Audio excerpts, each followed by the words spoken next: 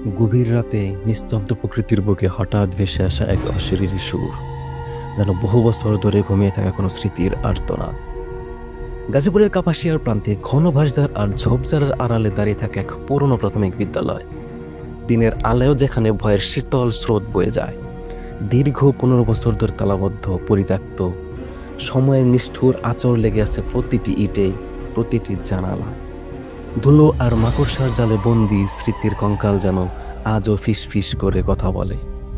প্রতি শুক্রবার রাতে, হ্যাঁ ঠিক রাত 12টায়, এই নীরবতা খান খান হয়ে ভেঙে যায়।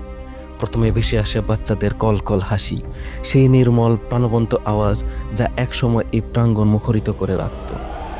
তারপর শুরু হয় সেই হৃদয় বিদারক শব্দ, একটানা করুণ সুরে বেজে ওঠে সেই স্কুলের পুরনো ঘণ্টা, যেন কোনো অদৃশ্য হাত ধরে সেই ঘণ্টার গায়ে আঘাত করে চলছে অবিরাম। স্কুল তো বন্ধ, দীর্ঘ 15 বছর ধরে কেউ পা রাখেনি এখানে। দরজা জানালা সব আটসাট, তাহলে সেই ঘণ্টা বাজায় কে? কারা হাসে সেই অন্ধকার রাতে? কিসের প্রতিধ্বনি ভেসে বেড়ায় পরিত্যক্ত শ্রেণীকক্ষের বাতাসে? উত্তরগুলো যেন মিশে আছে জঙ্গলের গভীরে, চাপা পড়ে আছে সময়ের ধুলোয়। কাপাসিয়া গাজীপুরের এক শান্ত স্নিগ্ধ গ্রাম। সময়ের সাথে সাথে এখানেও লেগেছে আধুনিকতার ছোঁয়া, পাকা রাস্তা, বিদ্যুতের আলো। কিন্তু গ্রামের পশ্চিম প্রান্তে, যেখানে একসময় ঘন জঙ্গল ছিল, আজও দাঁড়িয়ে আছে সেই ভুতুরে স্তম্ভ, পুরনো ধুলোভরা স্কুল বাড়িটা। 2008 সাল, একটি অভিশপ্ত বছর।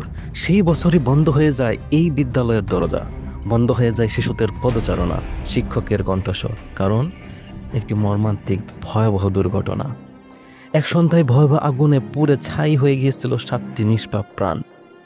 7টি শিশুর অমূল্য জীবন নিমেষে স্তব্ধ হয়ে গিয়েছিল। সেই আগুনের লেলিহান শিখা শুধু স্বপ্ন আর ভবিষ্যৎকেই পোড়ায়নি, পুড়িয়ে দিয়েছিল গোটা গ্রামের শান্তিকেও। সুমন আহমেদ ঢাকার এক তরুণ উদ্যমী সাংবাদিক। তার নেশা গ্রামীণ জনপদের আনাচে কানাচে লুকে থাকা রহস্যময় অলৌকিক ঘটনাগুলো খুঁজে বের করা। মানুষের মুখে মুখে ফেরা অদ্ভুত সব কাহিনী তাকে হাত ছানিয়ে দেয়। এমনই এক অনুসন্ধিৎস মন নিয়ে সুমন এসে পৌঁছায় কাপাসিয়ায়। তিনি শুনেছেন সেই ভয়াল রাতের কথা, শুনেছেন বন্ধ স্কুলের অশরীরী হাসির ধ্বনির কথা। স্থানীয়রা ফিসফিস করে বলে, প্রতি শুক্রবার ঠিক রাত 12টায় নাকি ওই স্কুল থেকে ভেসে আসে ছোট ছোট ছেলে মেয়েদের হাসি, তাদের পড়ার গুনগুন আওয়াজ। এমনকি সকালে নাকি চকবোর্ডে আবছা কিছু লেখা পর্যন্ত দেখা যায়। কৌতূহলী সুমন প্রথম শুক্রবার রাতেই ছুটে যান সেই স্কুলে। রাতের অন্ধকারে জঙ্গলের পথ ধরে একা হেঁটে যাওয়া, বুকের ভেতর চাপা উত্তেজনা আর অজানা ভয়। স্কুলের গেটের সামনে পৌঁছে শীতল একটা স্রোত অনুভব করেন মেরুদণ্ডে। ভেতরে ঘুটঘুটে অন্ধকার। সাবধানে একটি শ্রেণীকক্ষের জানালা খুলে ভেতরে ক্যামেরা সেট করেন, স্থির চিত্র আর ভিডিও ধারণের জন্য। সবকিছু ঠিকঠাক। রাত 12টা বাজার আর কয়েক মিনিট বাকি।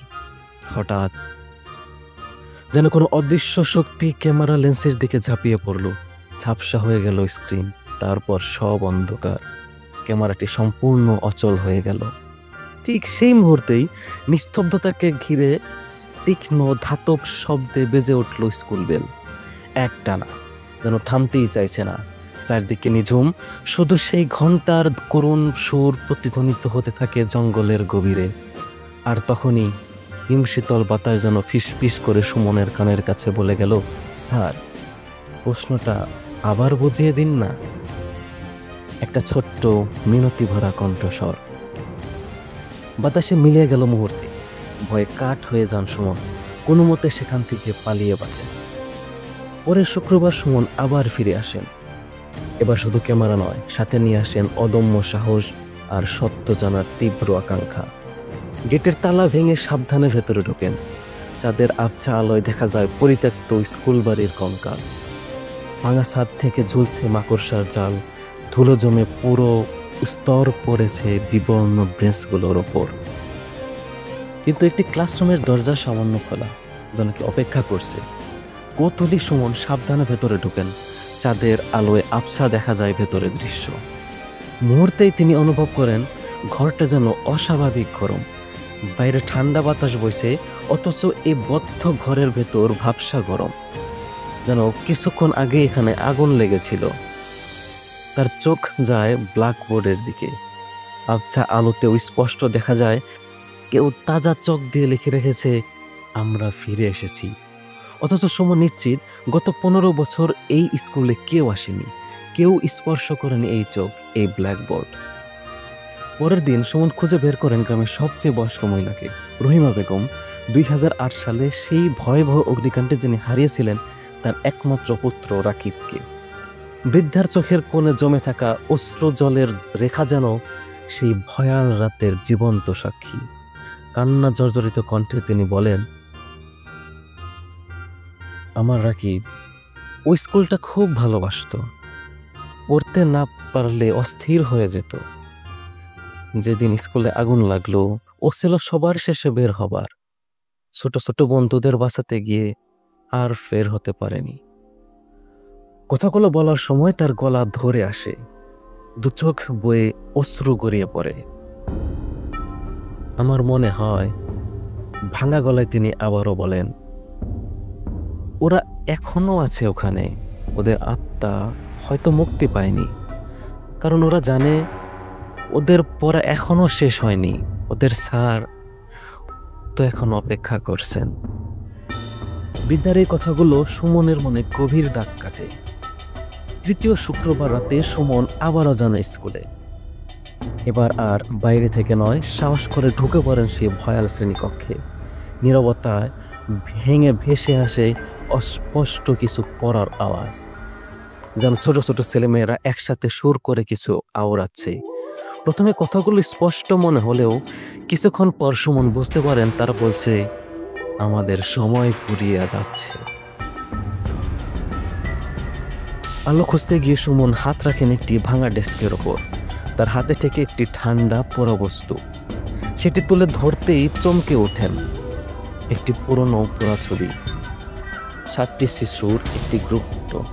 হাসি খুশি মুখগুলো আগুনের ধোঁয়ায় মলিন হয়ে গেছে। ছবির এক পাশে কালচে হয়ে যাওয়া কালিতে লেখা, আমরা ফিরব।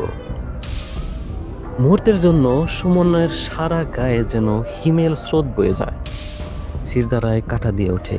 এরপর সুমন এক দুঃসাহসিক সিদ্ধান্ত নেন। শেষবারের মতো তিনি যাবেন সেই ঘরে, সেই অভিশপ্ত রাতে। একটি ছোট ক্যামেরা লুকিয়ে রাখে নিজের জামার পকেটে। রাত 12টা বাজলে ধীরে ধীরে প্রবেশ করেন সেই অন্ধকার শ্রেণীকক্ষে। এইবার দরজা বন্ধ হয়ে যায় নিজে থেকেই, যেন কোনো অদৃশ্য শক্তি বাইরে থেকে ছিটকিনি লাগিয়ে দিল। ভেতরে জমাট বাঁধা অন্ধকার। প্রথমে কিছুই দেখতে পান না সুমন। তারপর ধীরে ধীরে যেন তার কানে সেই পরিচিত হাসির আওয়াজ, বইয়ের পাতা উল্টানোর শব্দ, যেন কেউ পড়ছে। কিন্তু চারদিকে তো ফাঁকা, কোথাও কেউ নেই। হঠাৎ ব্ল্যাকবোর্ডের দিকে চোখ যায় সুমনের। চাঁদের অস্পষ্ট আলোয় ধীরে ধীরে ফুটে ওঠে কিছু লেখা। প্রথমে আবছা, তারপর স্পষ্ট। তুমি আমাদের গল্প বলবে তো স্যার? ভয়ে হিমশিম হয়ে যান সুমন। দরজার দিকে ছুটে যান, কিন্তু শত চেষ্টা করেও দরজা খুলতে পারেন না। বাইরে থেকে যেন কেউ শক্ত করে ধরে রেখেছে। তখনই তার কানে ভেসে আসে সেই অচেনা মিনতি ভরা কণ্ঠ, স্যার আমরা তো মরে যাইনি, আমরা অপেক্ষা করছি। কণ্ঠটি যেন তার খুব কাছে, ঠিক যেন তার কানের কাছে ফিস ফিস করছে। পরদিন সকালে স্থানীয় বাজারে সুমন জানতে পারে এক অবিশ্বাস্য কথা। গ্রামের এক বৃদ্ধ শিক্ষক, যিনি বহু বছর আগে ওই স্কুলে পড়াতেন, তিনি নাকি বলছিলেন, সুমন? কোন সুমন? আরে বাবা, সুমন তো 15 বছর আগেই ওই স্কুলে শিক্ষকতা করত। 2008 সালে সেই অগ্নিকাণ্ডে 7 জন বাচ্চাকে বাঁচাতে গিয়ে সে তো নিজেই। কথাটা শেষ না হতেই ভিড় জমে যায় চারপাশে। স্থানীয়রা আজও বিশ্বাস করে সেই ভয়াবহ রাতে নিহত হওয়া শিক্ষক সুমনের আত্মাও আটকে আছে সেই পুড়ে যাওয়া স্কুল বাড়িতে। তাই হয়তো প্রতি শুক্রবার রাতেই সেই ক্লাসরুম জেগে ওঠে, তাদের অসমাপ্ত পড়া শেষ করার আশায়। একজন সাংবাদিক, যিনি সত্যের সন্ধানে এসে নিজেই হারিয়ে গেলেন চিরতরে। একটি স্কুল যেটি হয়তো আর কোনোদিন বন্ধ হয়নি, শুধু ছাত্র শিক্ষকের ভূমিকায় পাল্টে গেছে। আর 7টি নিষ্পাপ আত্মা, যাদের না বলা কথা, না শেষ হওয়া গল্প আজও লেখা হচ্ছে সেই পুরনো চকবোর্ডে। আপনি কি কখনো শুনেছেন এমন কোনো জায়গার কথা যেখানে থমকে আছে সময়, যেখানে অতীতের কান্নার রোল আজও বাতাসে ভাসে?